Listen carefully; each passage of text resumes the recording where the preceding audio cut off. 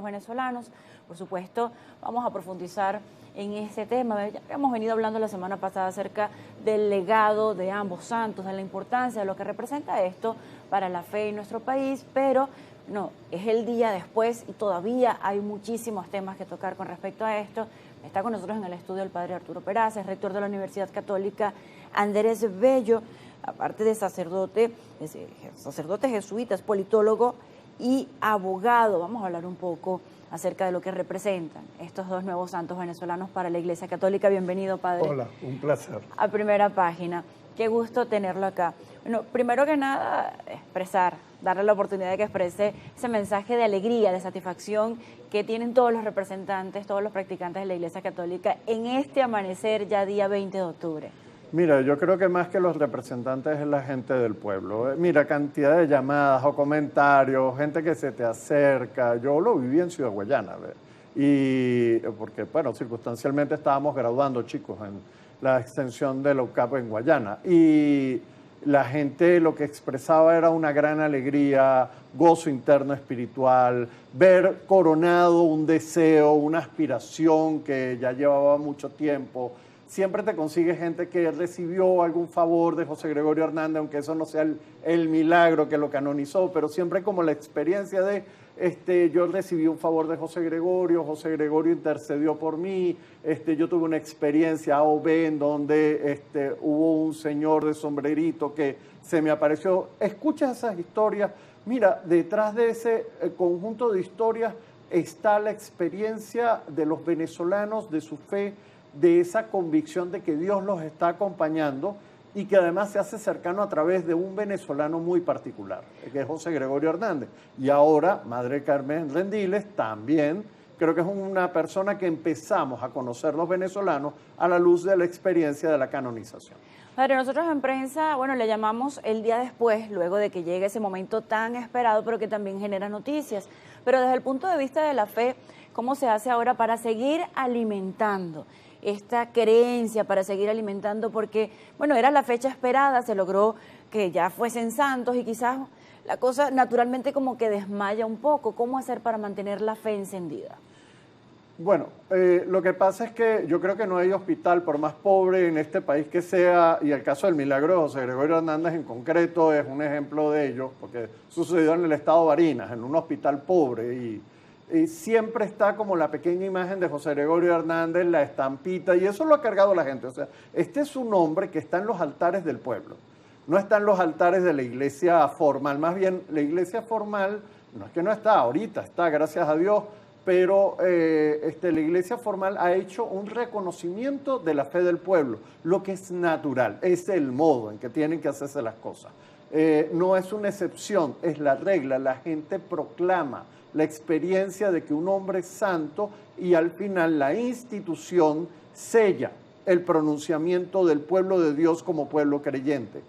Y por eso es que no tengo ninguna duda en el caso de José Gregorio Hernández que esa fe va a estar allí porque la lleva la gente en el alma, la lleva en la estampita, la lleva en la pequeña figura que tiene en el altar de su casa, en el hospital, en la clínica, el médico que lo recuerda. Todos nuestros médicos han sido formados en ese espíritu, de verdad, gente entregada, gente puesta al servicio de este país. Los médicos venezolanos son notables, sin duda, y todo el personal sanitario con ellos. Y bueno, yo creo que de Carmen Rendiles sí toca hacer un ejercicio de comprensión y aprendizaje, porque allí hay un conjunto de datos muy interesantes que creo que nos van a empezar a hablar a los venezolanos en tiempos de dificultad. Es una mujer que, primero es mujer, subrayadamente, mujer. Eso lo tendría que subrayar. Creo que además es muy interesante que en vez de un santo solamente haya habido dos y que, pues, la primera, Santa Madre Carmen Rendiles, es una mujer además con una discapacidad, con una condición de discapacidad. Ella nace sin un brazo y eso no la amedrenta. Ella viene propiamente de la Iglesia Católica, del servicio, se fue fundadora en diferentes áreas que tienen que ver con todo ese trabajo y esa labor que venía realizando, a diferencia como hacía la salvedad de que José Gregorio Hernández, bueno, venía de la fe del pueblo, pero no por venir directamente de la Iglesia Católica tiene menos importancia, también estaba de la mano, estaba haciendo ese acompañamiento cotidiano y ese servicio para todos los que estaban a su alrededor y dejó un legado. Vamos a hablar un poco de la Madre Carmen Rendiles ya que ha tocado este punto.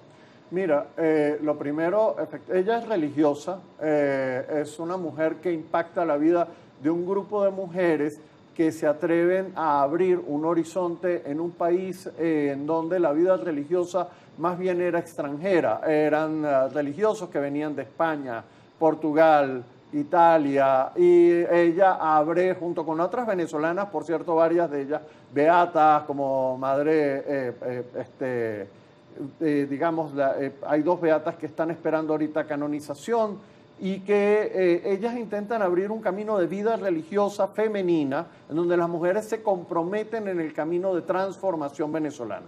En el caso de ella, fundada en ese camino de fe, empieza a abrir centros educativos que empiezan a atender a jóvenes que tienen bajos recursos y que de alguna otra manera son opciones de formación para las mujeres en un contexto que no aplaude excesivamente ese tipo de conductas, sino que más bien pues se centra mucho en el mundo de los varones. Habría que ubicarse en el contexto de esa época. Y ella, junto con otras mujeres venezolanas muy excepcionales de principios del siglo XX, rompe ese paradigma, busca elementos de formación, es una mujer entregada al servicio con una fe muy centrada en la Eucaristía y muy centrada en el servicio, como ella decía, de dos aspectos: el tema de los jóvenes y las jóvenes concretamente, y el tema de los sacerdotes y cómo atender ambas necesidades. En una iglesia que también era muy endeble, porque no es, era una iglesia que tenía pocos curas criollos, nuevamente volvemos a la idea de mucha gente extranjera, y que poco a poco empiezan a hacer como esa matica, y había que cuidarla, y había que abonarla, y ella se dedica con fuerza con su equipo a eso. Vemos un símil entre los dos santos, que es no solamente la vocación de servicio, sino también la educación, buscar ese ramo de la docencia. Y esto es maravilloso porque los conecta con la juventud, los conecta con toda esa generación y esa población que viene a formarse no solamente en el área quizás profesional, en un área de conocimiento, sino también a despertar esos corazones en esa vocación de servicio de alguna manera, no necesariamente practicando o congregándose, sino de alguna manera sintiéndose útil para el inmediato que está al lado, para esa sociedad y esa conexión. Y este símil es maravilloso en ambos santos con respecto a la docencia y al servicio. Así es. Creo que hay como algunas cosas que destacar de esto último que tú estás señalando. El tema de que ambos fueran docentes, creo que subraya un tema fundamental en nuestro país, que es el tema de la educación. La educación es transformadora.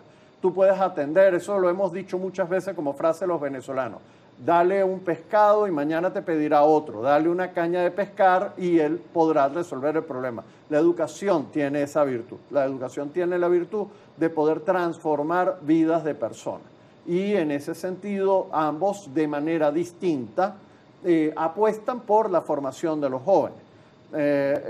Madre Carmen fundamentalmente lo hace a través de la fundación de varios centros de educación a lo largo y ancho del país, con una versión hacia el tema de las mujeres como tema de preocupación.